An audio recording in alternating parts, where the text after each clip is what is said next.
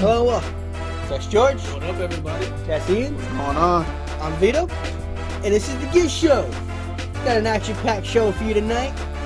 Mostly centered around the NFL, because man, was that a great weekend of football. Yeah, not as good as Week 10, but It was not as exciting as Week 10. There was a couple dubs on this menu. Hey, we were all 4-1, so Yeah, that's true. Yeah. we were all pretty I good needed this week. Yeah, after going 1-4, Ian.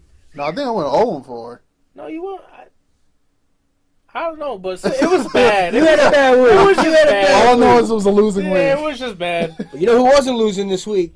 Lamar Jackson. Yeah, he's not. Man, Lamar Jackson, his MVP.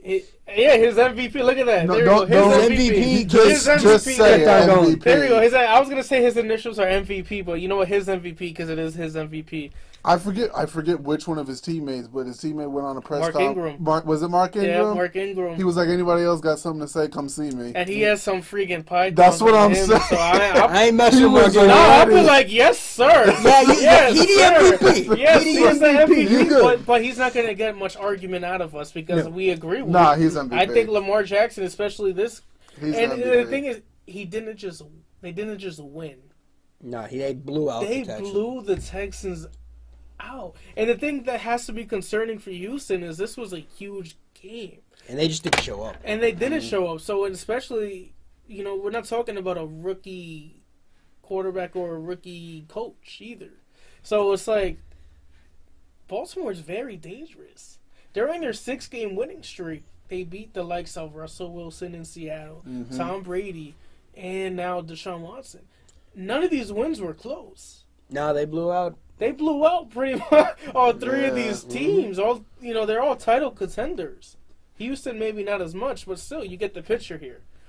Houston's fading pretty quick, but that offensive line's in shambles. I Deshaun Watson was running for his life all game. I think they'll still be all right.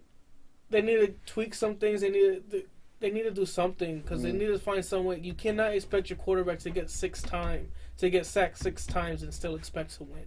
No. That's a tough task of anybody, of any quarterback. I don't care if your name's Brady, Manning, whoever. Hey, If you get can't sacked do it. 6 times, the probability of you winning is not high. Not at all. Not at all. Especially when you can't crack 200 yards and not even 170 yards. And especially when you can't stop the opposing team. You just couldn't. And the Ravens did whatever they wanted on that field. yeah, they ran all over them. He needs to start looking They up to threw all Lamar over- Jackson. He didn't have the Lamar yards to- Jackson threw for 4 touchdowns. Yeah, exactly. He didn't have 2 of the touchdowns were for over 20 yards. So he didn't have. Sorry. Yeah, he's alright. He didn't have the 300, 400 yards game. No, But you're not gonna see. You're gonna see a combined 300, 400 yards game between running and passing. because he ran for 89 yards himself. Exactly. Yeah. So that put him over the 300 total yards mark, along with 4 touchdowns. So I'll tell you what, Lamar Jackson, keep it up, man. They're 8-2, I believe, second in the conference. They're still playing catch up with New England, but if New England loses another game, they're tied, and they have the tiebreaker. So what they need to focus on is winning out. Hopefully, they're hoping New England loses at least one more, because that'll give Baltimore home field advantage in the playoffs. Still too early, of course. Anything can happen. But still, man, Nobody wants to play this Raven team right exactly No. you don't. There should be no doubters. If you're still doubting, Lamar Jackson, now. Just go watch his last 3 games. don't watch football no more. Go watch his last 3 games if you're doubting him still. Yeah, don't watch football. And no people still more. keep saying he'd be better as a receiver. Yeah, don't watch those Which is people. Those ridiculous. people don't know anything about football at all. And you know what? Shame on all those people who said he should move to running back. I'm glad he's performing. I'm glad he's showing As much off. as I love Sam Darnold, which I'll get more into that later in the show, I'm glad Lamar Jackson is the number 1 quarterback in that draft class so far. Yeah. Sam Darnold's number 2, I'll say. Because But he was the one that was picked as not to be a quarterback. and he was picked last out of the bunch. Mhm. And look at Ozzie Newsome retires. His last gift, Lamar Jackson. There you go. Before he retired. Ozzie Newsome, he's a beast. Yeah. So good for him. Good for the Ravens. Good for Lamar Jackson. MVP Jackson. Speaking of a guy that coming out of nowhere and doing something, who the hell is Jeff Driscoll? You know, we was clowning on him. Listen, don't speak on Jeff Driscoll. We was clowning. No, That don't gave get me Ian a going. little bit of nightmares. I thought I was gonna have a panic attack. And you know how much I would have loved to see that?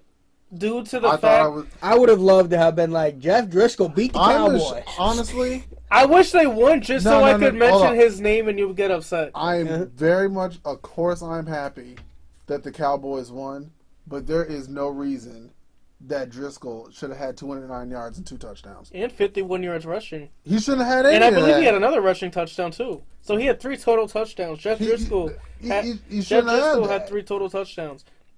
Just like Dak Prescott had. 3 total touchdowns. So Jeff Driscoll, Dak Prescott is Jeff Driscoll. No. Don't disrespect. I apologize. Driscoll's faster. Well, what did Dak do? Driscoll's faster. Listen, Dak threw for 444 yards, so he's kind of showing that 40 million. He's moving in the right direction. He's got to show it consistently. He's got to be consistent. What I meant to say is, but the thing is, though, I'd rather see him consistent like that than consistent bad. So. I mean, the team's turning more into Prescott's than it is Zeke's, because Zeke's not even holding up his end of the deal. No, Zeke has disappeared the last few weeks. Yeah, I don't know what's going on with him, or if it's the offensive line. He's got to be. You would think he would want to eat more during the he's time not of even Thanksgiving during the holiday game. season, but he's getting anorexic during the holiday season. He's already gotten fed, man. He's got that $90 million contract. His belly's too full for $90 million. I'm not concerned yet. I think, like I said, it's still early. Everyone's still used to seeing 130, 125 yards a game with 2 touchdowns from Ezekiel Elliott. But occasionally, believe it or not, even the greatest of greats have off games. And even Emmitt Smith had a straight stretch. And who knows? This could be on the offensive line also. They don't look like they're getting as big of a push as we're accustomed to seeing. But they're giving him enough time to throw to Gallup for 148 yards. Yeah. Oh man, that was huge. Gallup went off. That was huge because Amari Cooper, I believe he's still injured. But you can see it in his face. Cooper's dealing with he is, but he's fighting through it. He is. So he's doing what he can. Tell you what, Ian, you got to be happy with Randall Cobb. He's been stepping it up the last couple games.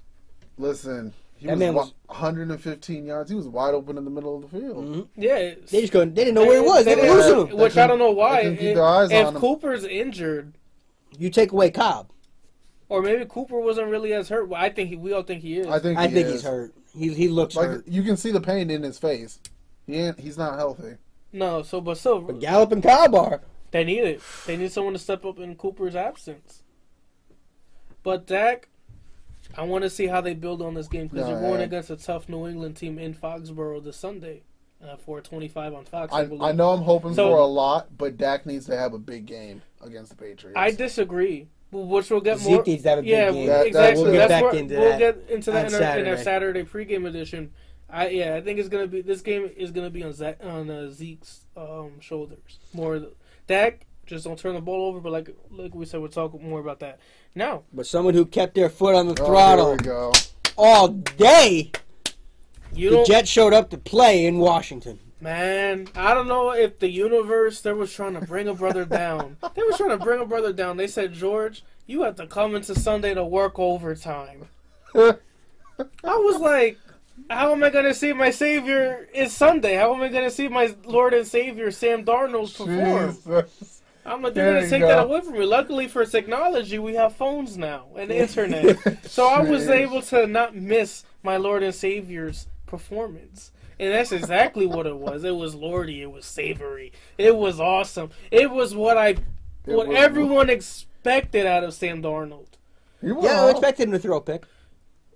He threw that one pick. Whatever. What do you? It's all forgiven when you throw 4 touchdowns and have 121 passer rating. That one pick. Who cares? I don't, because Sam Darnold, man, I'm telling you, he has to be one of the most, as a young quarterback, one of the most mental tough quarterbacks at his age. By the way, he's only 22 years old.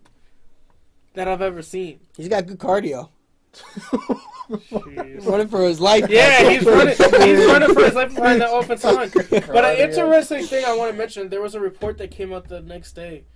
Rich Cimini came out with it that said that he actually went up to Gase and said, look, this is what I'm comfortable doing and this is what I'm not comfortable doing. That was after the Jaguars game. That's what he should have done. That's what you got to do. That was after the Jaguars game. Didn't work out too well in the Patriot game. They didn't play the Patriots after the Jaguar game. They played the Giants. They're 2-0 since that game. I know they played the Patriots and the Jaguars, didn't they? Yeah. So they played. So he went from throwing like 1 touchdown and 7 picks, and he flipped it to 7 picks. Yeah, because he looked terrible. 7 touchdowns, back-to-back games. 7 touchdowns and 1 pick. You really can't. That's the up and down you're gonna get for a young quarterback. But at least you see some ups. At least when he is on, I'm telling you, if this Jets team gets a solid offensive line, the sky's the limit for Sam Darnold. You're asking a lot, though. They are. I mean, come on. At least not even get it. You don't even need a stud offensive line. Just get a freaking. You need a stud offensive lineman right now. You need just at least get a one. capable freaking offensive line. You can't even get that. Yeah, they can't. Thanks a lot, Mike McCagnon.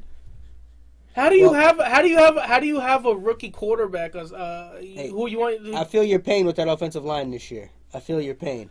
But still, though. Anyways, let's move on for that because I'm not gonna be a dark cloud on this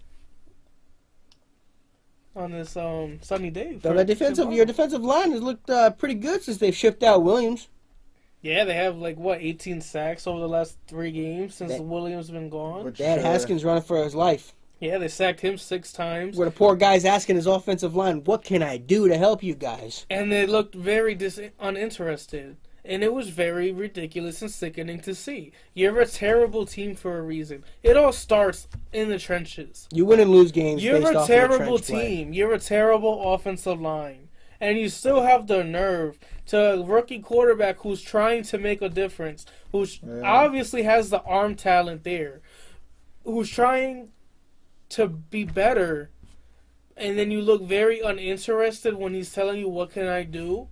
What can I improve on? What can I do for you guys to help you guys make life easier?" Because let me tell you guys something. It's not like you allowed 1 sack the last 4 games. You allowed 6 sacks this game. So you're terrible. And the fact that you see 4 carries for 5 yards, which means he was being chased all afternoon. And to be honest, I wasn't expecting the Redskins to run on the Jets. The Jets are second in the league, first in the league.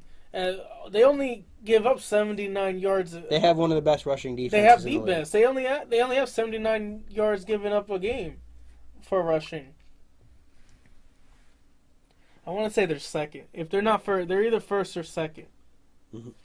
But still, though, they held the Redskins to only not even 300 yards of total offense. Yeah, they completely shut down the Redskins, which the Redskins have been a terrible team. What you expected? The number 1 rushing defense. Yeah, so what you expected? They're mediocre and everything else, but man, can they stop that run? Yeah, well, that goes towards lack of the injuries, man. You can't take out the facts that they're missing their top 3 linebackers. They're missing, even though it was Tremaine Johnson and Darryl Roberts, their top 2 cornerbacks. Well, the stool's out there. Yeah, the stool's out, but still, though, he was still their top cornerback. So you're missing, I want to say 4 or 5 starters on defense. Well, to be fair, I think you're getting better secondary play now. I think so, too. I love Blesson Austin and Mollett, how they've been playing the last couple games. They're going to have a big test against the Raiders coming in. Tremaine Johnson looked like he just didn't know which way was up. So... But I love Blesson Austin, especially. I love what he brings to the table. And he's still a young guy, too. He's a rookie. So I like what he brings to the table. So that's going to be interesting. Another guy before we move on, Jamal Adams. Oh, man. yeah, I knew. Jamal Adams. I cannot go a Jet segment without mentioning his name. Because that would be the most disrespectful thing in history. If I did not mention our president's name. And that's Jamal Adams.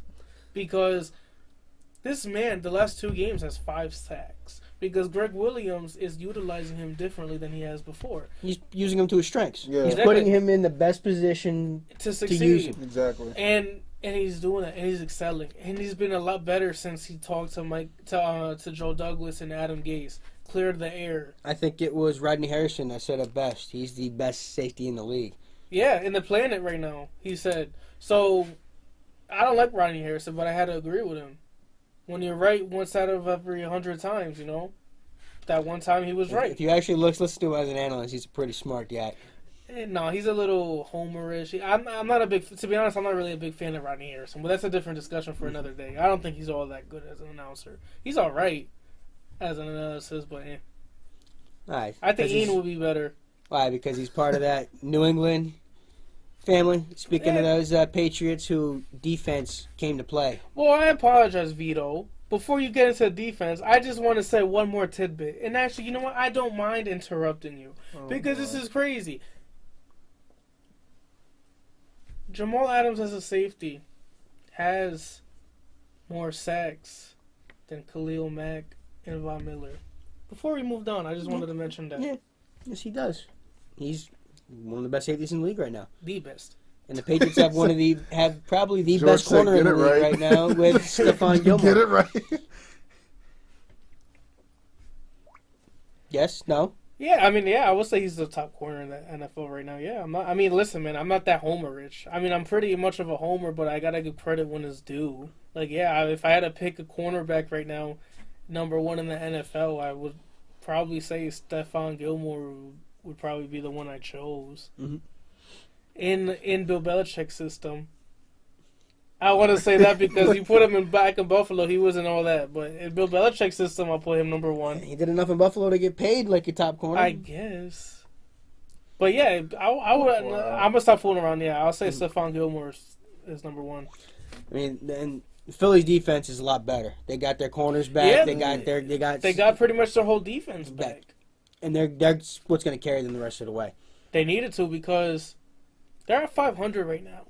The thing is, 5-5 isn't bad, but it's bad in the NFC now just because there's so many top tier teams, especially fighting for a wild card.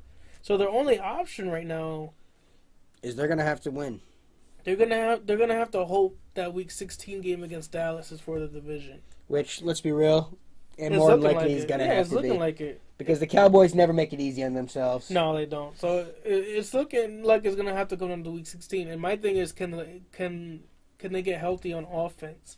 Can Deshaun Jackson come back healthy? Can Alshon Jeffrey be healthy? Can Jordan Howard be healthy? Can Lane Johnson come back healthy? Can Jay Ajayi make a big statement down for the rest of the season? Deshaun Jackson's IR. He is placed on IR. Yeah, so he's placed on IR. So they need Jeffrey. Yeah, they need Jeffrey back because if you rely on Nelson Aguilar, who, by the way, if I'm the Eagles, pack his bags for him, get him out of Philly. He had some really bad drops in that game. Especially the last play, when they went for it on fourth down to try to tie that game. That was a tough catch. They knew the cover zero was coming. They knew the all-out blitz was coming. They had the perfect play for it, and it would have been a phenomenal catch. But I think Nelson Aguilar knows he should have caught that ball. It's not even that one. It's the one he should have caught to get him the first down. Well, there was a couple. Earlier. Yeah, there was a couple, but the one that stands out the most is obviously the one in the bigger moment. Of course, that's going to be the one because that's the one that would have scored. But what about the one that would have gave him a first down? There was a couple. There was a couple of them. So, theme of the day, who would have known that Julian Edelman. He's still going. I'm sorry, Jamal, man. He's just that man. But Julian Edelman would have more touchdown passes than Tom Brady in this game. Didn't see that coming, but that was the perfect play call at the perfect time. Yeah, that was definitely a perfect play call. Josh, I lived my life out of because of Belichick and Brady McDaniels. Yeah, he that was a good play by him. It was the play that had to be called right then and there. And I believe, as you had said before, teams need to be looking for it, but teams should be looking for it. Yeah, whenever the Patriots' offense is struggling, you gotta be on your toes for that play because that's the play they always go to. So I think the Patriots. They're going to be all right. Their rushing game is still a problem. That's because their offensive line's the biggest problem. Yeah, they get Isaiah Wynn back. Well, that's huge because he's better than Marshall Newhouse. I know my whole thing is that's how bad Newhouse was. They have to rely on a guy who only played 2 quarters, a game in a half. In the past 2 games alone, Marshall Newhouse has given up 5 sacks and 15 quarterbacks. No, that's what I'm saying. That's how bad he is. That the Patriot faithful is putting their hopes for a guy in 2 years. 6 2 years played 6 quarters. That's just hilarious. But I mean, that's just how bad Marshall Newhouse has been. Hey, though I'm sure you'd probably take Marshall Newhouse on your offensive line right now.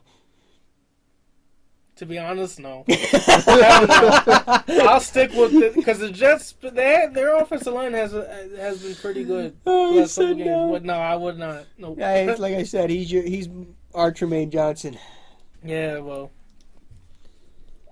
they better hope Wynn comes back. I think Wynn's going to make a huge difference. I think he is because he's a first-round pick.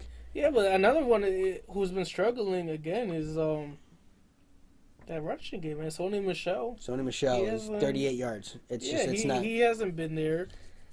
He doesn't make anybody miss. Doesn't run through anybody. Once again, the tight ends are non-existent, which is huge in the red zone. Well, in the red zone, yes, they're having huge issues scoring in the red zone. They have nobody showing up in the red zone. Brady got away with one.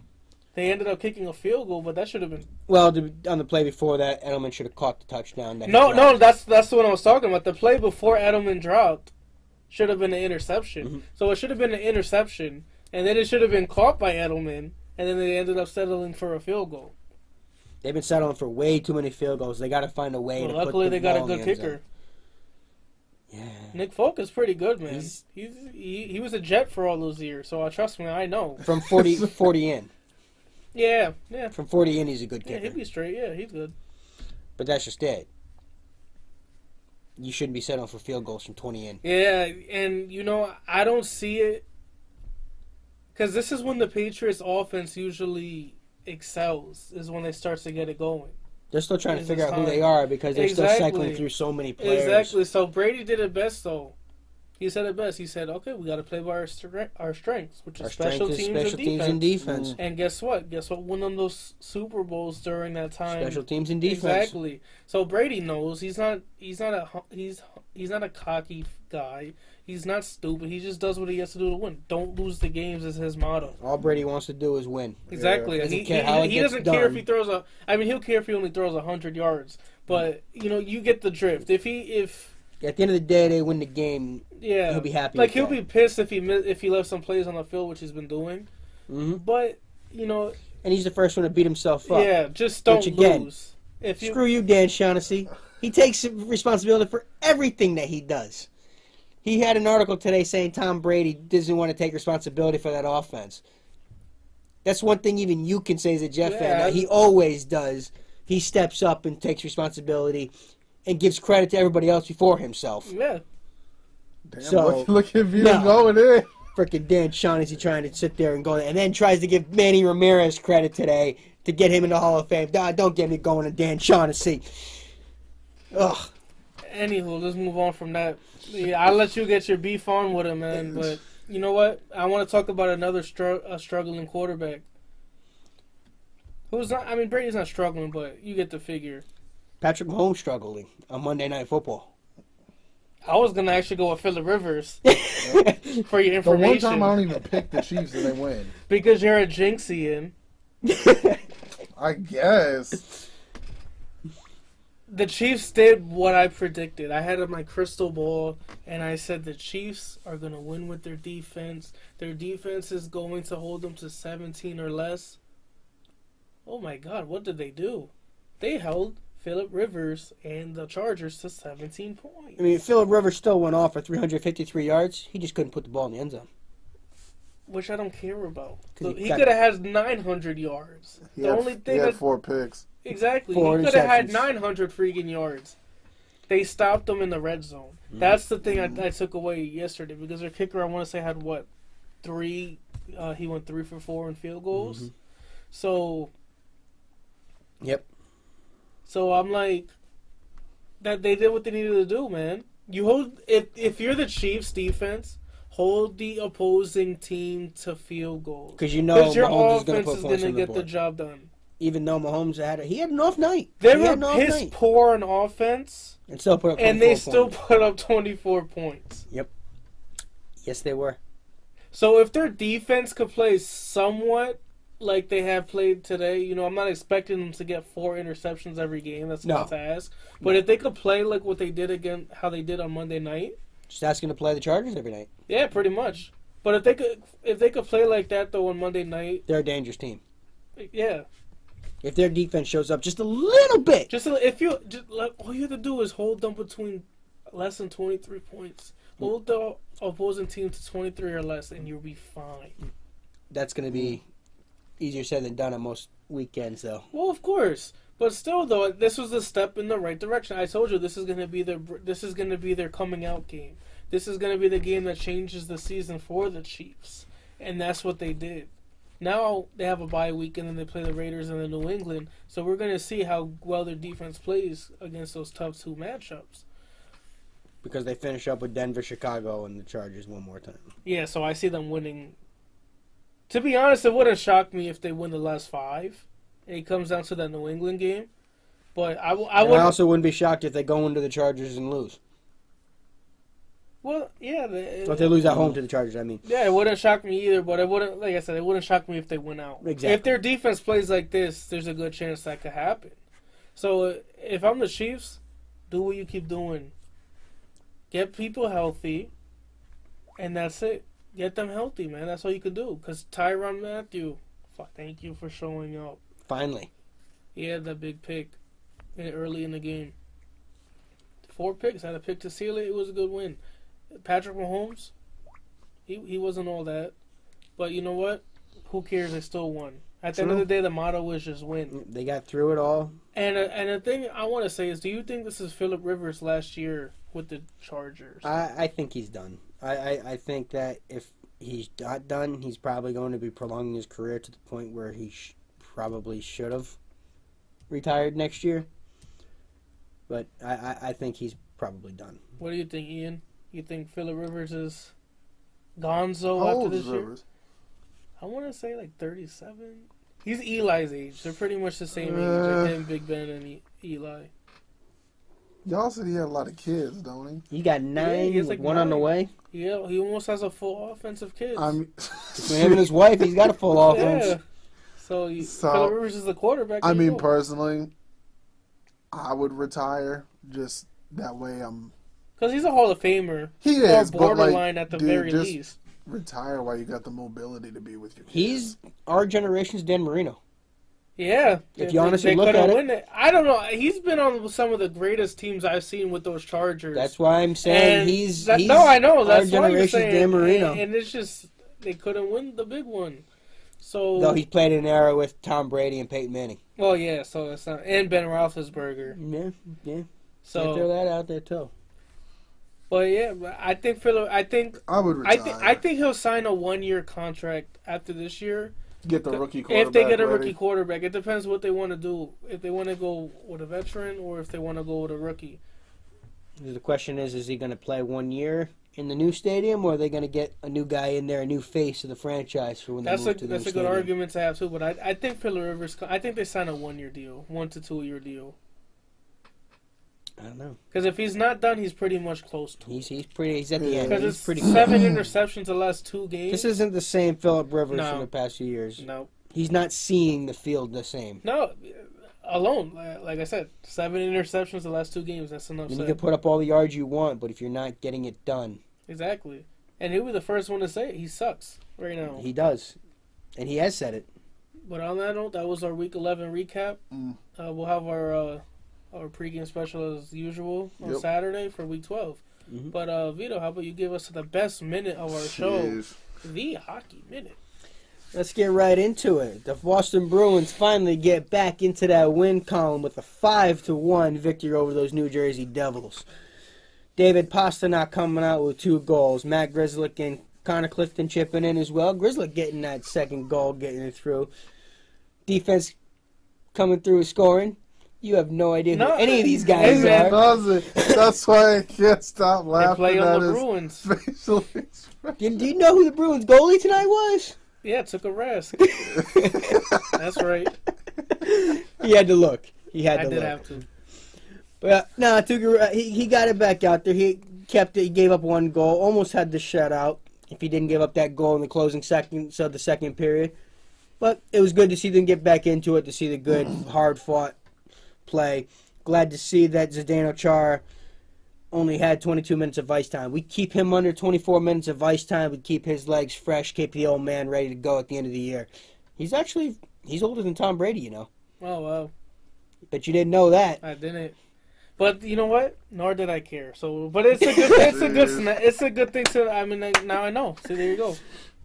But in that's the hockey minute. Getting George something that he didn't know. Look, I didn't know that. But I see Ian laughing. I think he saw a highlight of Marcus Smart missing the game-winning shot to end the Celtics' 10-game winning streak. Yeah. Listen, the 10-game win streak came to an end. Yada, yada, yada. So Marcus missed the shot, but we won again. That wasn't your reaction when he missed it, though. Oh, I was pissed. I yelled in the house and everything. You know, did my rants, marched through my house and crap. But that's for the fandom at home, not for the show. Yeah. But I mean, we came back and got a good win against the Phoenix Suns. So let's start up a new win streak. And tonight was actually the debut. Now we have the debut of Carmelo back he's now with the Portland Trailblazers. He played 24 minutes tonight, 10 points, 4 rebounds, only shot 4 for 14. But that's what you expect. That's back kind in of a year and a half. He's got to feel his way through. So first game back. But it's good to see him out there. Exactly. I'm glad he's back in the league. And now I think the next person everybody wants to see back in the league is Jamal Crawford. Yeah, he needs to be back. It's ridiculous. I don't know why he's not with a team. That's what I'm saying. It's ridiculous. I'm surprised that the Celtics haven't given him a look. He can still ball, so it's disrespectful to not have him in the league. I want to see Zion come back. No, for I want to real. see him A couple weeks away, probably. I want to see him make his regular season debut already, man. I want to see him with this Pelicans team because this Pelican team it's built all around scrappy. him. So. They're scrappy. They're going to be very talented. They're still young. And they just actually beat Carmelo Anthony and the Blazers today. They did. Brandon Ingram had 21 points tonight, 7 rebounds and 5 assists. So he's stepping up, and that's what he needs to do. But on that note, please help us keep the conversation going. Please like, comment, and subscribe. Keep those comments going below. Again, someone needs to start arguing with this guy. He needs an argument to get him going. Yeah, I need something. Somebody, come on, give me something to argue. Give me a topic. Tell me that. Usually. Just tell him the Jets suck. He'll get going. Talk about Sam Darnold or usually Jamal when Adams. I'm scrolling through my Twitter feed, I usually see George arguing with somebody, or he makes some comment about something that pissed him off. And then most of the time, if someone's directing it, only Jets fans can talk crap about Jets fans. And I go against Jets fans all the time because they piss me off. If you really want to get him mad, I encourage all the Patriots fans to tweet at him. Oh, I'll be busy for a whole day. Please. I accept all. He might take a day off of his per diem. Yeah, talk to you guys. I welcome all challengers. But yeah, on that note, I could be reached at G Lopez 1995 if you guys are feeling you want to start something. You feel froggy, leap at him. Yeah, leap at me. You might miss, you might fall, but hey, at least you tried. I'm at Vito. And I'm at Ian McKizzle. So on that note, I just want to say thank you for joining us in another installment of the Giv Show. So I just want to say on that, if you couldn't play it. But now we talk about it. Thank you. Have a good night.